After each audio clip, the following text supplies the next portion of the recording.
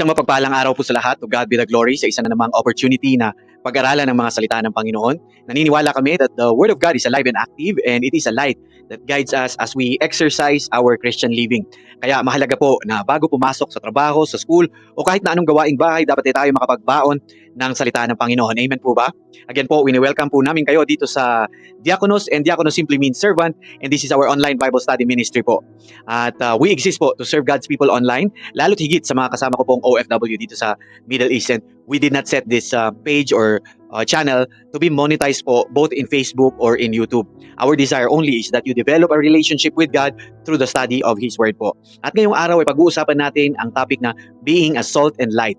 Ito ang Bible study number 79. At kung wala po kayong lakad, wala din po ako. Tara, Bible study tayo mga kapatid.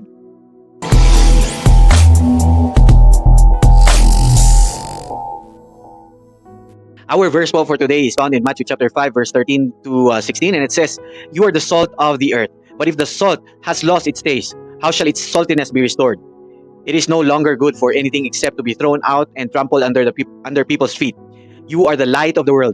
A city built on a hill cannot be hidden, nor do people light a lamp and put it under a basket, but on a stand, and it gives light to all in the house.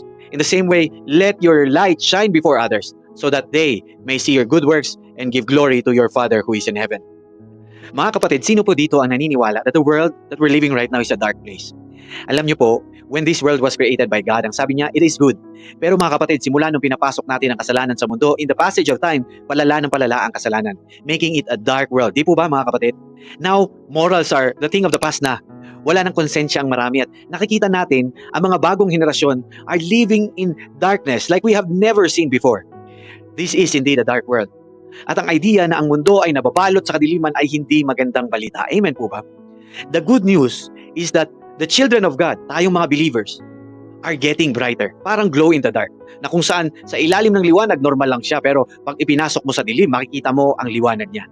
Bilang mga believers ni Jesus, tayo ay tinawag para pagliwanagin ang mga buhay natin sa dilim. Amen po ba? Number 1, Christians are light. Importante mga kapatid na maintindihan natin na tayo po ay hindi lang dapat maging ilaw. Tayo po ay ang ilaw. My point is, hindi lang natin alam ang tama sa mali, ngunit isinasapamuhay din natin ang tama. Amen? Mga kapatid, ang salita po ng Panginoon ang pinanggagalingan ng ating liwanag. Ang sabi ng Bible, "Thy word is the lamp unto my feet and the light unto my path." Ang bunga po ng ating palaging pag-aaral ng salita ng Diyos ay ating ilaw na siya namang nating isinasapamuhay. At dahil dito, hindi po tayo malulobat. Amen? Meron po tayong endless supply ng salita ng Panginoon. Ang sabi ng Bible, all scriptures is God's breath and profitable for teaching, for reproof, for correction, for training in righteousness, that the man of God may be complete, equipped for every good work. Kapatid, hindi po sayang ang mga panahon na iginugugol mo sa pag-aaral ng salita ng Panginoon. Kaya po, pilitin natin na ipaalam sa mundo that we belong to Jesus Christ. Kailangan mga kapatid, magliwanag ngayon, more than ever. Kailangan po nating ibalita sa mundo na mayroong pag-asa. Mga kapatid, huwag po tayong mahiya na ihayag o ibahagi ang gospel. Ang sabi ng Bible sa Romans chapter 1 verse 16, "For I am not ashamed of the gospel of Christ, for it is the power of God unto salvation to everyone that believeth, the Jews first and also to the Greek." Ang purpose po natin sa buhay mga kapatid ay hindi para kumita ng pera. Ang purpose natin sa buhay ay hindi para abutin ang rurok ng tagumpay. Hindi po. Although, yan po ang udyok ng mundo, pero hindi po yan ang purpose natin sa buhay. Our main purpose, mga kapatid, for being here on earth is to be a light for Jesus Christ. Mga kapatid, meron pong isang kanta na originally it was written as a poem by C.T. Studd. Babasahin ko na lang po. Ang sabi, "Only one life will soon be passed. Only what's done for Christ will last. I'm looking forward to the day when there will be no more sighing, no more crying, and no more dying. I'm looking forward to the day when we will all stand before Jesus. I want to hear Him say, 'Well done, thou good and faithful servant.'" Okay? Number 2, glorify the Father. Alam niyo po, marami pong mga bagay na gino-glorify natin, hindi po ba? And there's a funny story po on somebody glorifying his work. For example, isang cashier, tinanong siya, "Ano bang trabaho mo?" And to glorify her work, sabi niya, "I'm a financial exchange officer." At yung gasoline boy din po, nung tinanong siya, to glorify his work, ang sabi niya, "I'm a petroleum transfer engineer." Minsan po, gino-glorify natin ang trabaho natin, di po ba? Minsan naman, itinataas natin ang ating mga koleksyon, mga hobbies. Pero ang tanong, why should we shine for anything else? But bakit hindi natin laging maibida si Jesus sa buhay natin? Marami pong pinag-uusapan ng mundo. We talk about ano kaya ang magandang business sa Pinas. We also talk about politics. We also talk about sports, news, pero nahihiya tayong itapik si Jesus Christ. But even then, talk is not enough. Ano ba talaga ang makakapag-glorify sa ating Diyos? Ang verse 16 po, ang sabi, let your light shine before others, means we needed to be doers of the word and not hearers only. Yan din po ang sabi ni James sa James chapter 1 verse 22. Alam niyo po, our verse today mga kapatid encourages us to take action. Words without reality in our lives is nothing more than hypocrisy mga kapatid. If we talk the talk, we must also walk the walk.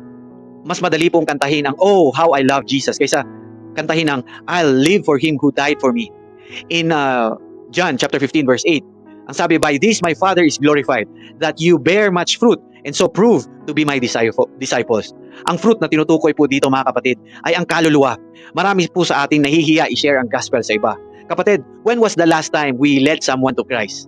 Kapatid, God's grace is still amazing. Amen po ba? Kapatid, isipin mo, sa tuwing hahayo ka, isipin mo how amazed the drug addict will be when he finds out na hindi niya na kailangan mag-drugs para maging masaya. Imagine those people na magiging malaya sa mga bisyo nila, sa depression, at kung anumang gapos ng kasalanan meron sila. Ang sabi ni John sa John chapter 1 verse 27, I'm not even worthy to take off his sandals.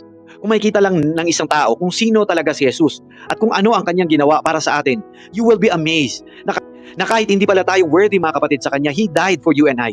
And it does not matter ano man ang paningin ng iba sa'yo or gaano kasama ang paningin mo sa sarili mo. Come as you are sa Panginoon. Humble yourself to God. Kapatid, if you are willing, why don't you respond to God's call? If you are willing, why don't you lift up your voice to God? Cry it out before God, mga kapatid. Acknowledge before God, I am a sinner. I don't know how to pray, but I invite you into my life. Lord, iligtas mo po ako sa kasalanan ko. Rescue me, Lord, from my fleshly desires that separates me from you. And Lord, from this day onwards, I declare that you are now my Lord and my Savior, and I believe God raised Jesus from the dead to prove your words are true. Kapatid, if you have made that prayer, you are now a believer secured in Jesus' promises. And I encourage you, kapatid, to find yourself a Bible-believing church. Magpa-disciple ka. Grow in the knowledge of our God. Talikuran mo na ang masasama mong pamumuhay. Mga kapatid, in conclusion, bilang mga Kristiyano, tayo ay tinawag upang maging asin at ilaw sa mundo. Huwag po nating hayaan mawalan ng kasaysay ang ating pagiging mananampalataya o itago ang ating mga ilaw. Sa ating pamumuhay, ang bawat mabubuti nating gawa ay nagbibigay luwalhati sa ating Ama na nasa langit. Kaya ipahayag natin ang ebanghelyo ng may lakas ng loob at isabuhay ang salita ng Diyos araw-araw. Tandaan natin na ang tunay na layunin ng ating buhay ay hindi para sa pansariling tagumpay, kundi ang dalhin ang liwanag ni Kristo sa mundong nababalot ng kadiliman. Mga kapatid, let's be the light that points others to Jesus. Mga kapatid, if you are blessed, so am I. Let's pray po. Heavenly Father, Lord, maraming salamat po sa mga oras na ito ng aming pag-aaral ng inyong salita. Salamat po sa pagkatawag mo sa amin upang maging asin at ilaw sa mundong ito. Tulungan niyo po kami na mamuhay ng naaayon sa inyong kalooban at magliwanag sa gitna ng kadiliman. Bigyan niyo po kami ng lakas ng loob upang maibahagi ang ebanghelyo at ng kalakasan upang sumunod sa inyo araw-araw. Nawa, ang lahat ng aming gawin ay magbigay luwalhati sa inyong pangalan. Ito po ang aming panalangin sa pangalan ni Jesus na aming dakilang tagapagligtas. Amen at amen.